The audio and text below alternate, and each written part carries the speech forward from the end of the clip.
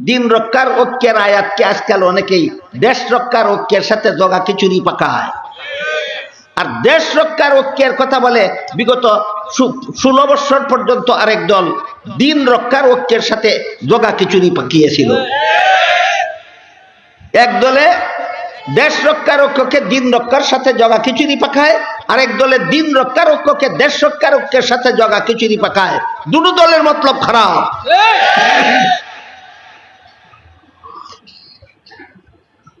দিন রক্ষার ঐক্যের রূপরেখা আল্লাহ সূরা আলে ইমরানের 103 নম্বর আয়াতে বলে দিয়েছে। আল্লাহর সহি দিন পালনের মাধ্যমে ঐক্যবদ্ধ হও সমস্ত দেশবাসী, সমস্ত মুসলমান। এই আল্লাহর সহি দিন পালনের মাধ্যমে ঐক্যবদ্ধ হও সমস্ত দেশবাসী নয়, সমস্ত মুসলমান। আর দেশের আইন শৃঙ্খলা পালনের মাধ্যমে সমস্ত নাগরিক ঐক্যবদ্ধ হও, মুসলমান হোক ও মুসলমান হোক, মুসলমান হোক ও মুসলমান হোক। দেশের আইন শৃঙ্খলা রক্ষার মাধ্যমে সমস্ত দেশবাসী ঐক্যবদ্ধ হও, চাই মুসলমান হও, চাই হিন্দু হও, চাই বৌদ্ধ হও, চাই খ্রিস্টান হও। দেশ রক্ষার জন্য ঐক্যের রূপরেখা আল্লাহ রাসূল মদিনা সনদে উল্লেখ করেছেন। আর দিন রক্ষার ঐক্যের রূপরেখা আল্লাহ পাক রব্বুল আলামিন সূরা আলে ইমরানের 103 নম্বর আয়াতে উল্লেখ করেছেন।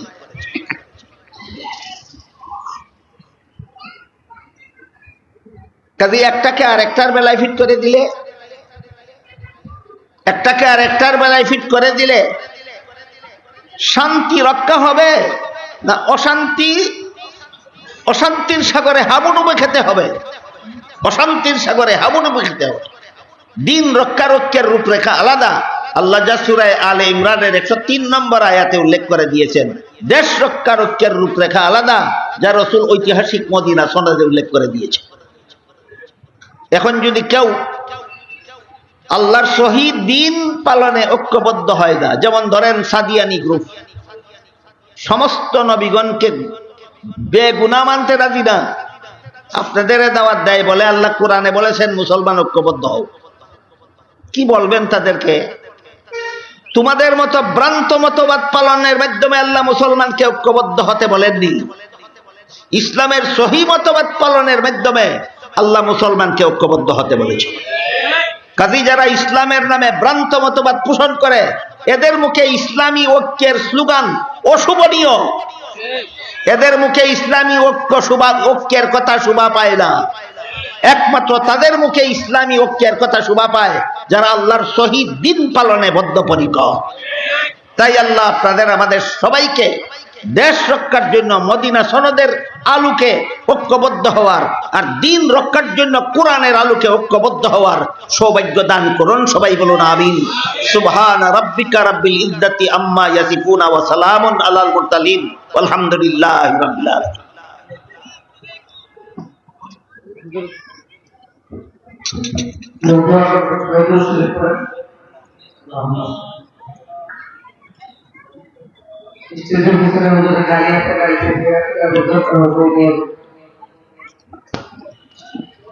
যারা দোয়াতে শরীক হবেন বসা থাকুন, আস্তাগফিরুল্লাহ দুরূদ শরীফ পড়ুন।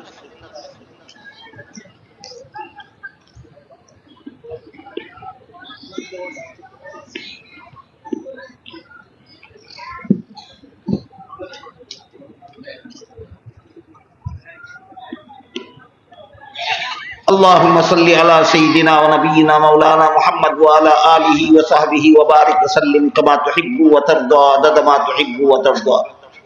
الحمد لله الذي هدانا بهذا وما كنا لنهتدي لولا أن هدانا الله. ربنا ظلمنا أنفسنا وإن لم تغفر لنا وترحمنا لنكونن من الخاسرين.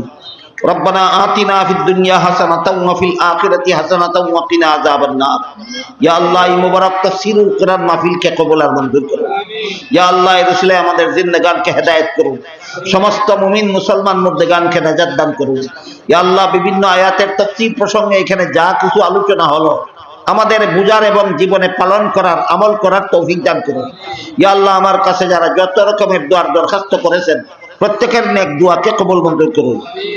আর যে আমরা যারা যত রকমের আশা আকাঙ্ক্ষা নিয়ে হাত উঠিয়েছি আমাদের সকলের নেক বাসনাকে কবুল আর মঞ্জুর করুন। ইয়া আল্লাহ আমাদের যে সমস্ত মুমিন মুসলমান উলামায়ে কেরাম বুজুর্গানে দিন দুনিয়ার থেকে বিদায় হয়ে গেছেন, ইয়া আল্লাহ তাদের কবরকে জান্নাতের বাগান বানিয়ে দিন। ইয়া আল্লাহ জান্নাতুল ফিরদাউসে তাদের ঠিকানা করে দিন। আর যে সমস্ত উলামায়ে কেরাম বুজুর্গানে দিন মুমিন মুসলমান এখন আর দুনিয়াতে বেঁচে আছেন, তাদের সবাইকে হায়াতের তৈয়্যিবা দান করে দিন। ইয়া আল্লাহ দিন রক্ষার জন্য, দিন রক্ষার রূপরেখা মতো ঐক্যবদ্ধ হওয়ার তৌফিক আমাদের দান করুন। ইয়া আল্লাহ দেশ রক্ষার জন্য, দেশ রক্ষার রূপরেখা মতো আমাদের সমস্ত দেশবাসীকে ঐক্যবদ্ধ হওয়ার তৌফিক দান করুন। ইয়া আল্লাহ আমাদের দেশ বাংলাদেশকে হেফাজত করুন। ইয়া আল্লাহ বাংলাদেশের স্বাধীনতা হেফাজত করুন, বাংলাদেশের ভৌগোলিক সীমারেখা হেফাজত করুন। ইয়া আল্লাহ বাংলাদেশের সমস্ত বাসিন্দাদের জানমাল ইজ্জত হেফাজত করুন। ইয়া আল্লাহ সমস্ত মুমিন মুসলমানের ঈমান আমল হেফাজত করুন। ইয়া আল্লাহ আমাদের সকলের পক্ষ থেকে লক্ষ লক্ষ কোটি কোটি দুরুদ আর সালাম রাসূল করিম সাল্লাল্লাহু আলাইহি ওয়াসাল্লামের রওজা শরীফে পৌঁছে দিন। রব্বানা তাকাব্বাল মিন্না ইন্নাকা আনতাস সামিউল আলিম ওয়া তুব আলাইনা ইন্নাকা আনতাত তাওয়াবুর রহিম ওয়া সুবহানা রাব্বিকা রাব্বিল ইজ্জাতি আম্মা ইয়াসিফুন।